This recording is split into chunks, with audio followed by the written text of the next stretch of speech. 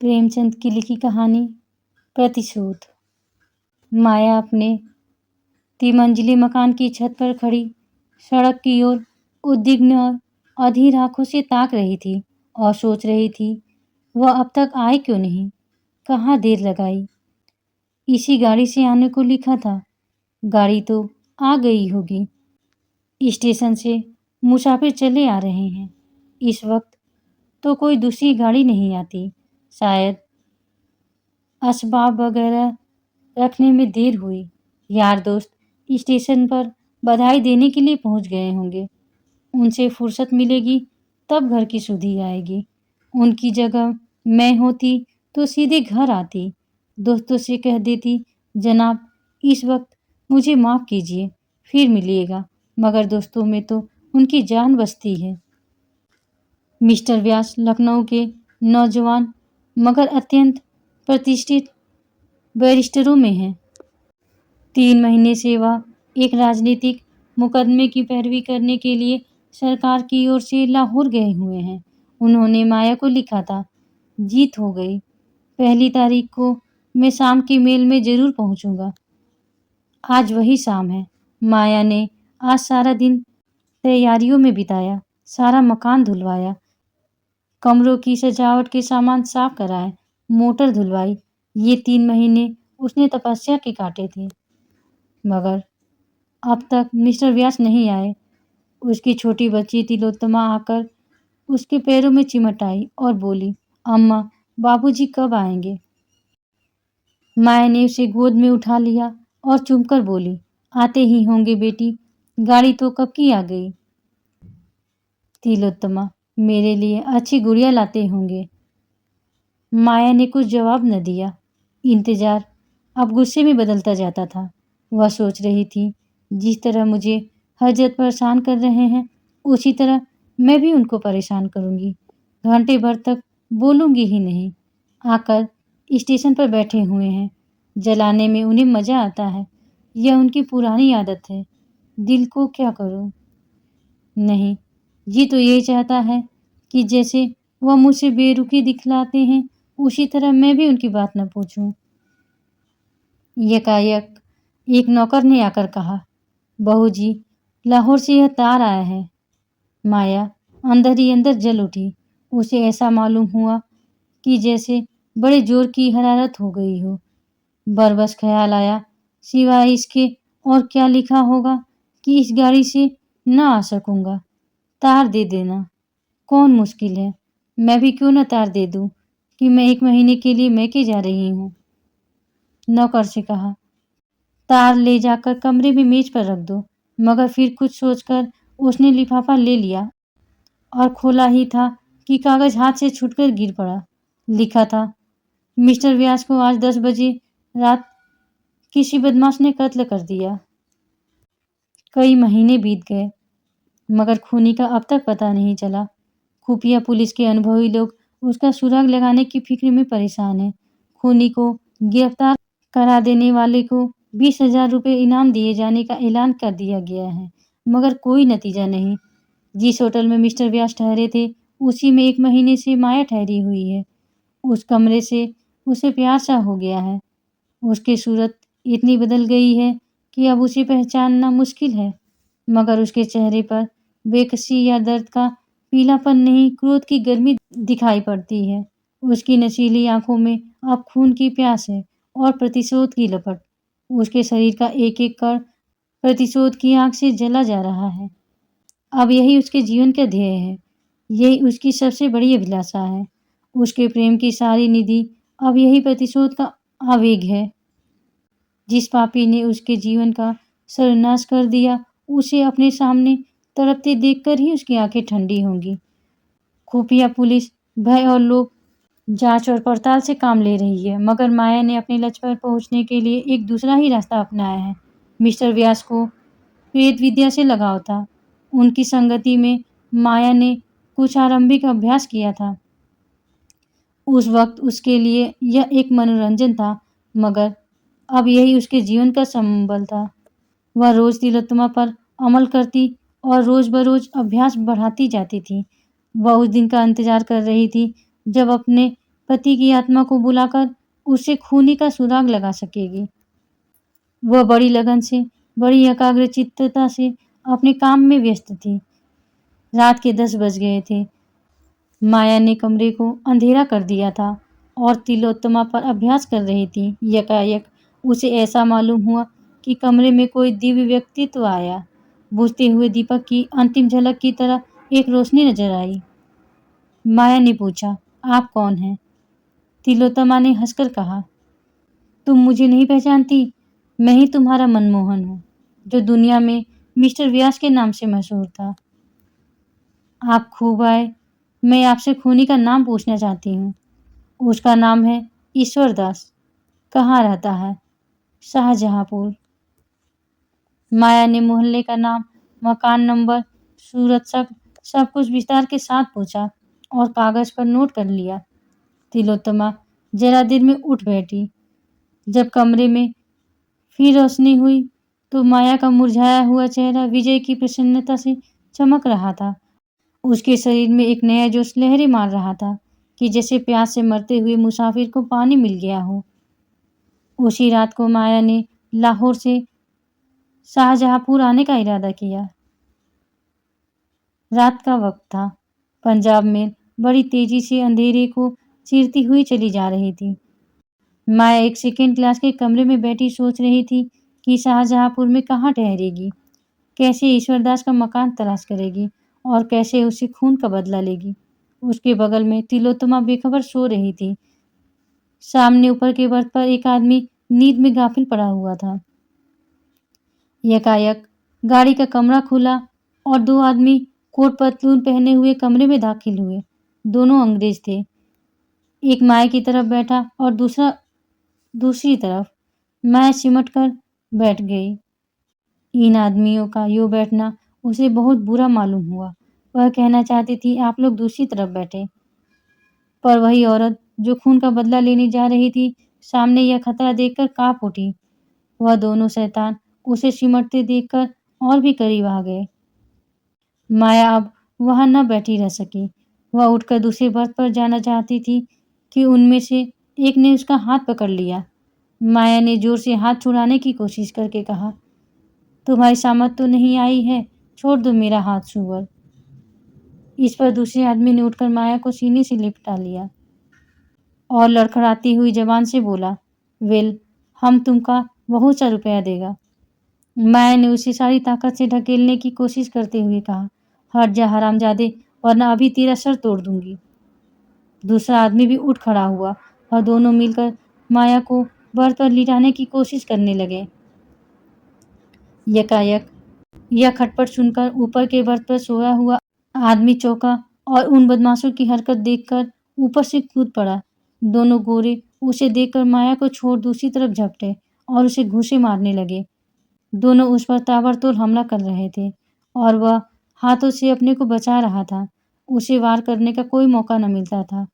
यकायक उसने उचक कर अपने बिस्तर में से एक छुरा निकाल दिया और आस्तीनें समेटकर बोला, तुम दोनों अगर अभी बाहर न चले गए तो मैं एक को भी जीता न छोड़ूंगा।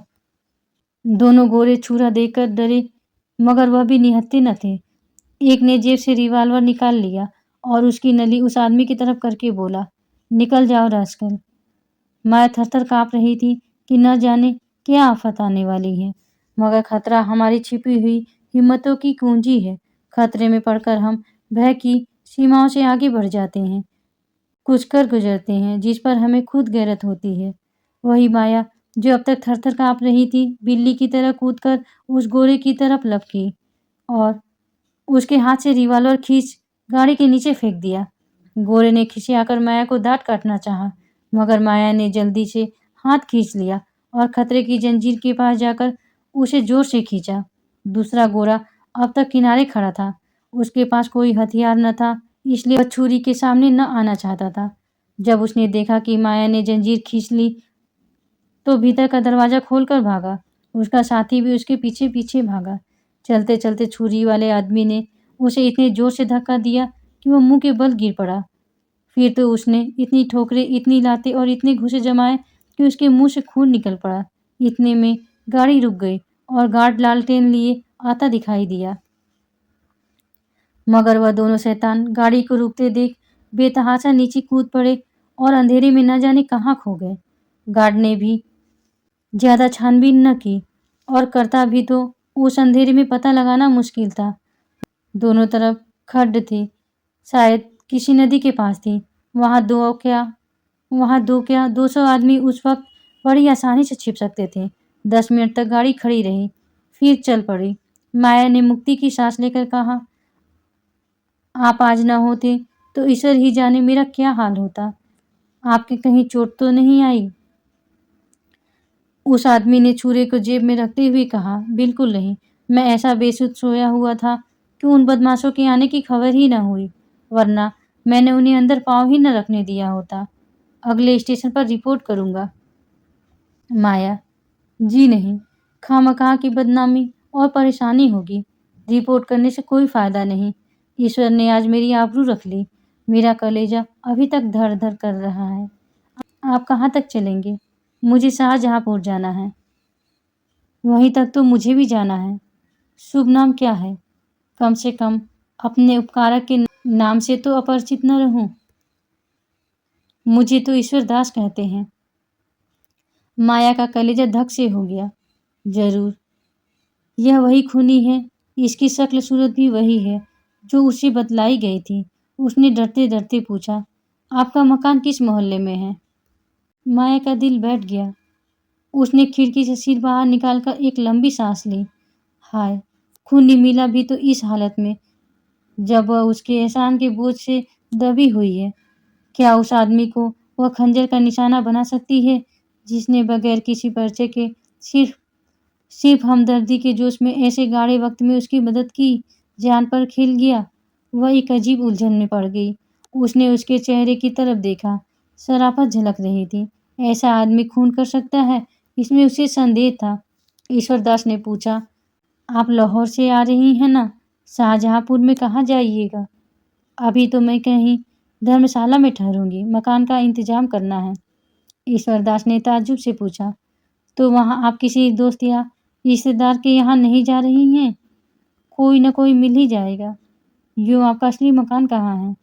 असली मकान पहले लखनऊ था, अब कहीं नहीं है। मैं बेवा हूँ। ईश्वरदास ने शाहजहांपुर में माया के लिए एक अच्छा मकान तय कर दिया। एक नौकर भी रख दिया। दिन में कई बार हालचाल पूछने आता। माया कितना ही चाहती थी कि उसके एहसान न ले, उससे घनिष्ठता न पैदा करे, मगर वह इतना नेक, इतना बामुरवत और शरीफ था कि माया मजबूर हो जाती थी। एक दिन वह कई गमले और फर्नीचर लेकर आया।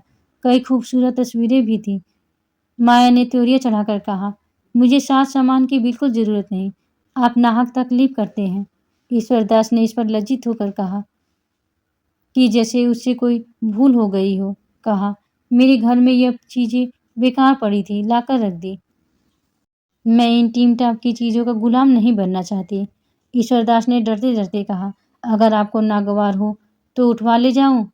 माया ने देखा कि उसकी आंखें भर आई हैं। मजबूर होकर बोली, अब लाए हैं तो रहने दीजिए, मगर आगे से कोई ऐसी चीज न लाइएगा। एक दिन माया का नौकर न आया। माया ने 8-9 बजे तक उसकी राह देखी। जब अब भी वह न आया तो उसने जूठे बर्तन मांजना शुरू किया। उसे कभी अपने हाथ से चौका बर्तन करने का संयोग न हुआ था। बार बार अपनी हालत पर रोना आता था। एक दिन वह था कि उसके घर में नौकरों की एक पलटन थी। आज उसे अपने हाथों बर्तन मांजने पड़ रहे हैं। तिलोत्तमा दौड़ दौड़ कर बड़े जोश से काम कर रही थी। उसे कोई फिक्र न थी। अपने हाथों से काम करने का, अपने को उपयोगी साबित करने का ऐसा अच्छा मौका पाकर उसकी खुशी की सीमा न रही। इतने में ईश्वरदास आकर खड़ा हो गया और माया को बर्तन मांजते देखकर बोला, यह आप क्या कर रही हैं? रहने दीजिए, मैं अभी एक आदमी को बुलवाए लाता हूँ। आपने मुझे क्यों न खबर दी? राम राम, उठ जाइए यहाँ से। माया ने लापरवाही से कहा, कोई ज़रूरत नहीं, आप तकलीफ न कीजिए, मैं अभी मांजे लेती हूँ। इसकी ज़रूरत भी क्या, मैं 1 मिनट में आता हूँ। नहीं, आप किसी को न लाइए, मैं इतने बर्तन आसानी से धो लूँगी। अच्छा तो लाइए, मैं भी कुछ मदद करूँ। यह कहकर उसने डोल डोल उठा लिया और बाहर से पानी लेने दौड़ा। पानी लाकर उसने मंजे हुए बर्तनों को धोना शुरू किया। माया ने उसके हाथ से बर्तन छीनने की कोशिश करके कहा, आप मुझे क्यों शर्मिंदा करते हैं? रहने दीजिए, मैं अभी साफ किए डालती हूँ। आप मुझे शर्मिंदा करती हैं या मैं आपको शर्मिंदा कर रहा हूँ? आप यहाँ मुसाफिर हैं, मैं यहाँ का रहने वाला हूँ। मेरा धर्म है कि आपकी सेवा करूँ। आपने एक ज्यादती तो यह की कि मुझे ज़रा भी खबर न दी। अब दूसरी ज्यादती यह कर रही हैं, मैं इसे बर्दाश्त नहीं कर सकता। ईश्वरदास ने ज़रा देर में सारे बर्तन साफ करके रख दिए। ऐसा मालूम होता था कि वह ऐसे कामों का आदी है। बर्तन धोकर उसने सारे बर्तन पानी से भर दिए और तब माथे से पसीना पोंछता हुआ बोला, बाजार से कोई चीज़ लानी हो तो बतला दीजिए, अभी ला दूँ। माया, जी नहीं, माफ़ कीजिए, आप अपने घर का रास्ता लीजिए। ईश्वरदास, तिलोत्तमा, आओ आज तुम्हें सैर करा लाएं। माया, जी नहीं, रहने दीजिए, इस वक्त सैर करने नहीं जाती। माया ने यह शब्द इतने रूखेपन से कहे कि ईश्वरदास का मुंह उतर गया। उसने दोबारा कुछ न कहा, चुपके से चला गया। उसके जाने के बाद माया ने सोचा, मैंने उसके साथ कितनी बेमुरवत की। रेलगाड़ी की उस दुखद घटना के बाद उसके दिल में बराबर प्रतिशोध और मनुष्यता में लड़ाई छिड़ी हुई थी। अगर ईश्वरदास उस मौके पर स्वर्ग के एक दूत की तरह न आ जाता तो आज उसकी क्या हालत होती, यह ख्याल करके उसके रोए खड़े हो जाते थे और ईश्वरदास के लिए उसके दिल की गहराइयों से कृतज्ञता के शब्द निकलते। क्या अपने ऊपर इतना बड़ा एहसान करने वाले के खून से अपने हाथ रंगेगी? लेकिन उसी के हाथों से उसे यह मनहूस दिन भी तो देखना पड़ा। उसी के कारण तो उसने रेल का वह सफ़र किया था, वरना वह अकेले बिना किसी दोस्त या मददगार के सफ़र ही क्यों करती? उसी के कारण तो आज वह वैधव्य की विपत्तियाँ झेल रही है और सारी उम्र झेलेगी। इन बातों का ख्याल करके उसकी आंखें लाल हो जाती, मुँह से एक गर्म आह निकल जाती और जी चाहता इसी वक्त कटार लेकर चल पड़े और उसका काम तमाम कर दे। आज माया ने अंतिम निश्चय कर लिया। उसने ईश्वरदास की दावत की थी। यही उसकी आखिरी दावत होगी। ईश्वरदास ने उस पर एहसान ज़रूर किए हैं, लेकिन दुनिया में कोई एहसान, कोई नेकी उस शोक के दाग को मिटा सकती है। रात के 9 बजे ईश्वरदास आया तो माया ने अपने वाणी में प्रेम का आवेग भरकर कहा, बैठिए, आपके लिए गर्म-गर्म पूड़ियाँ निकाल दूँ। ईश्वरदास, क्या अभी तक आप मेरे इंतज़ार में बैठी हुई हैं? नाहक गर्मी में परेशान हुई। माया ने थाली परसकर सामने रखते हुए कहा, मैं खाना पकाना नहीं जानती। अगर कोई चीज़ अच्छी न लगे तो माफ़ कीजिएगा। ईश्वरदास ने खूब तारीफ़ करके एक-एक चीज़ खाई। ऐसे स्वादिष्ट चीज़ें उसने अपनी उम्र में कभी न खाई थी। आप तो कहती थी मैं खाना पकाना नहीं जानती, तो क्या मैं गलत कहती थी? बिल्कुल गलत। आपने खुद अपनी गलती साबित कर दी। ऐसे खस्ते मैंने ज़िंदगी में भी न खाए थे। आप मुझे बनाते हैं। अच्छा साहब, बना लीजिए। नहीं, मैं बनाता नहीं, बिल्कुल सच कहता हूँ। किस-किस चीज़ की तारीफ़ करूँ? चाहता हूँ कि कोई ऐब निकालूँ, लेकिन सूझता ही नहीं। अब कि मैं अपने दोस्तों की दावत करूँगा, तो आपको एक दिन तकलीफ़ दूँगा। हाँ, शौक़ से कीजिए, मैं हाज़िर हूँ। खाते-खाते 10 बज गए। तिलोत्तमा सो गई। गली में भी सन्नाटा हो गया। ईश्वरदास चलने को तैयार हुआ, तो माया बोली, क्या आप चले जाएँगे? क्यों ना आज यहीं सो रहिए, मुझे कुछ डर लग रहा है। आप बाहर के कमरे में सो रहिए, मैं अंदर आँगन में सो रहूँगी। ईश्वरदास ने क्षण भर सोचकर कहा, अच्छी बात है। आपने पहले कभी न कहा कि आपको इस घर में डर लगता है, वरना मैं किसी भरोसे की बूढ़ी औरत को रात को सोने के लिए ठीक कर देता। ईश्वरदास ने तो कमरे में आसन जमाया। माया अंदर खाना खाने गई, लेकिन आज उसके गले के नीचे एक कौर भी न उतर सका। उसका दिल जोर-जोर से धड़क रहा था। दिल पर एक डर सा छाया हुआ था। ईश्वरदास कहीं जाग पड़ा तो उसे उस वक्त कितनी शर्मिंदगी होगी। माया ने कटार को खूब तेज कर रखा था। आज दिन भर उसे हाथ में लेकर अभ्यास किया। वह इस तरह वार करेगी कि खाली ही न जाए। अगर ईश्वरदास जाग ही पड़ा तो जानलेवा घाव लगेगा। जब आधी रात हो गई और ईश्वरदास के खर्राटों की आवाज़ें कानों में आने लगी, तो माया कटार लेकर उठी और उसका सारा शरीर काँप रहा था। भय और संकल्प, आकर्षण और घृणा एक साथ कभी उसे एक कदम आगे बढ़ा देती, कभी पीछे हटा देती। ऐसा मालूम होता था कि जैसे सारा मकान, सारा आसमान चक्कर खा रहा है। कमरे की हर एक चीज़ घूमती हुई नज़र आ रही थी, मगर एक क्षण में यह बेचैनी दूर हो गई और दिल पर डर छा गया। वह दबे पांव ईश्वरदास के कमरे तक आई। फिर उसके कदम वहीं जम गए। उसकी आंखों से आंसू बहने लगे। मैं कितनी कमजोर हूँ। जिस आदमी ने मेरा सर्वनाश कर दिया, मेरी हरी भरी खेती उजाड़ दी, मेरे लहलहाते हुए उपवन को वीरान कर दिया, मुझे हमेशा के लिए आग के जलते हुए कुंडों में डाल दिया, उससे मैं खून का बदला भी नहीं ले सकती। वह मेरी ही बहनें थी जो तलवार और बंदूक लेकर मैदान में लड़ती थी, दहकती हुई चिता में हंसते-हंसते बैठ जाती थी। उसे उस वक्त ऐसा मालूम हुआ कि मिस्टर व्यास सामने खड़े हैं और उसे आगे बढ़ने की प्रेरणा कर रहे हैं। कह रहे हैं, क्या तुम मेरे खून का बदला न लोगी? मेरी आत्मा प्रतिशोध के लिए तड़प रही है। क्या उसे हमेशा-हमेशा यूं ही तड़पाती रहेगी? क्या यही वफा की शर्त थी? इन विचारों ने माया की भावनाओं को भड़का दिया। उसकी आंखें खून की तरह लाल हो गई, होठ दांतों के नीचे दब गए और कटार के हत्थे पर मुट्ठी बंध गई। एक उन्माद सा छा गया। उसने कमरे के अंदर पैर रखा, मगर ईश्वरदास की आंखें खुल गई थी। कमरे में लालटेन की मध्यम रोशनी थी। माया की आहट पाकर वह चौंका और सिर उठाकर देखा तो खून सर्द हो गया। माया प्रलय की मूर्ति बनी हाथ में नंगी कटार लिए उसकी तरफ चली आ रही थी। वह चारपाई से उठकर खड़ा हो गया और घबराकर बोला, क्या है बहन, यह कटार क्यों लिए हुए हो? माया ने कहा, यह कटार तुम्हारे खून की प्यासी है, क्योंकि तुमने मेरे पति का खून किया है। ईश्वरदास का चेहरा पीला पड़ गया। बोला, मैंने? हाँ, तुमने। तुम ही ने लाहौर में मेरे पति की हत्या की, जब वे एक मुकदमे की पैरवी करने गए थे। क्या तुम इसे इनकार कर सकते हो? मेरे पति की आत्मा ने खुद तुम्हारा पता बतलाया है। तो तुम मिस्टर व्यास की बीवी हो? हाँ, मैं उनकी बदनसीब बीवी हूँ और तुम मेरा सुहाग लूटने वाले हो। तुमने मेरे ऊपर एहसान किए हैं, लेकिन एहसानों से मेरे दिल की आग नहीं बुझ सकती। वह तुम्हारी खून से ही बुझेगी। ईश्वरदास ने माया की ओर याचना भरी आंखों से देखकर कहा, अगर आपका यही फैसला है तो लीजिए, यह सर हाजिर है। अगर मेरे खून से आपके दिल की आग बुझ जाए तो मैं खुद उसे आपके कदमों पर गिरा दूंगा। लेकिन जिस तरह आप मेरे खून से अपनी तलवार की प्यास बुझाना अपना धर्म समझती हैं, उसी तरह मैंने भी मिस्टर व्यास को कत्ल करना अपना धर्म समझा। आपको मालूम है, वह एक राजनीतिक मुकदमे की पैरवी करने लाहौर गए थे, लेकिन मिस्टर व्यास ने जिस तरह अपनी ऊंची कानूनी लियाकत का इस्तेमाल किया, पुलिस को झूठी शहादतों के तैयार करने में जिस तरह मदद की, जिस बेरहमी और बेदर्दी से बेकस और ज़्यादा बेगुनाह नौजवानों को तबाह किया, उसे मैं सह न सकता था। उस दिन अदालतों में तमाशाइयों की बेइंतहा भीड़ रहती थी। सभी अदालत से मिस्टर व्यास को कोसते हुए जाते थे। मैं तो मुकदमे की हकीकत को जानता था। इसलिए मेरी अंतरात्मा सिर्फ कोसने और गालियाँ देने से शांत न हो सकती थी। मैं आपसे क्या कहूँ? मिस्टर व्यास ने आँख खोलकर समझ समझ-बूझकर झूठ को सच साबित किया और कितने ही घरानों को बेचिराग कर दिया।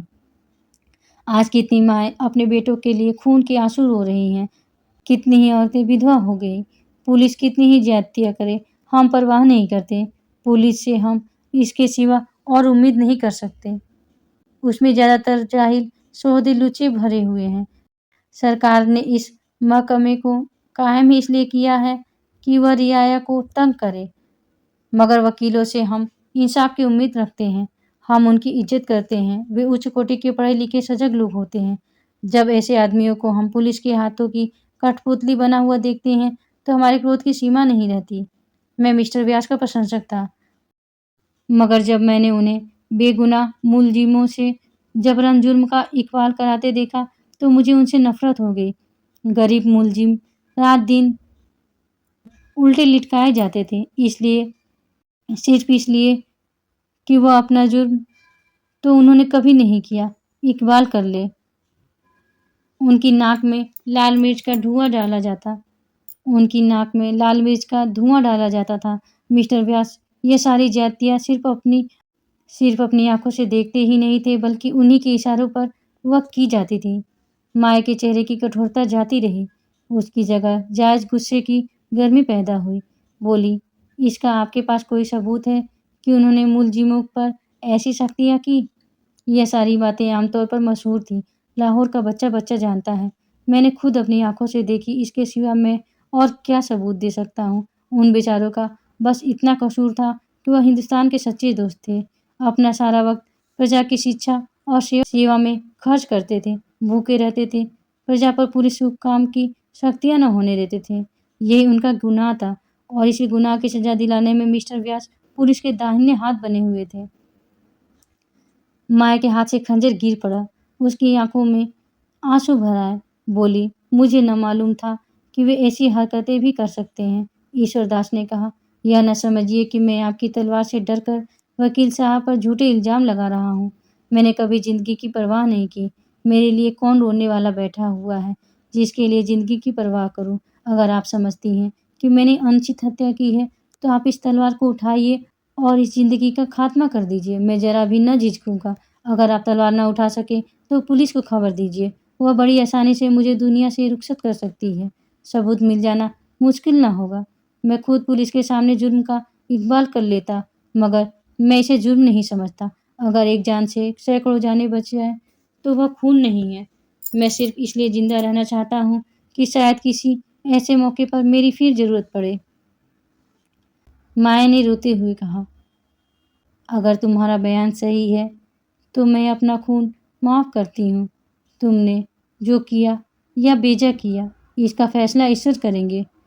तुमसे मेरी प्रार्थना है कि मेरे पति के हाथों जो घर तबाह हुए हैं, उनका मुझे पता बतला दो। शायद मैं उनकी कुछ सेवा कर सकूँ। कहानी सुनने के लिए धन्यवाद।